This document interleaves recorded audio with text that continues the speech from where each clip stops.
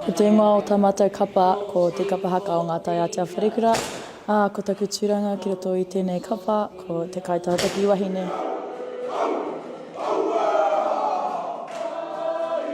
Ki au i tino rau i tēnei tirenga haka, ko tēnei tuku tau whakamutunga, nā reira, ki au nei, i tino pai tēnei tirenga.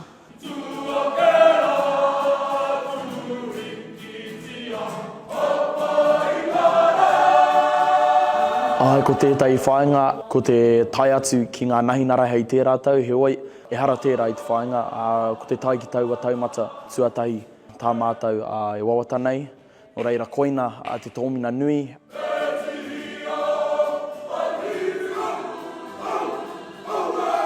Kua rawe, kua tino whakapetongoi, ngā tauira katoa i roto i a mātou mahi katoa, ko tira kua tino ki te, i te whanaketanga, o tēnā i roto kaua noa i te Aukaha engari i roto i ngā waioro ki te kura anō ki no reira e ki te ana he momorongo apea tēnei mea te mai Kapa Haka.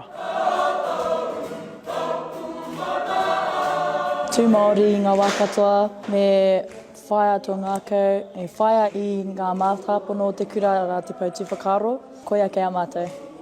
Whaia te angi tūtanga. He mana atua, he mana tangata kei roto i a tātou. No reira, i taku kapa, mihi nui ana ki a tātou i a tātou mahi, kia kaha, kia au, kia tino mai.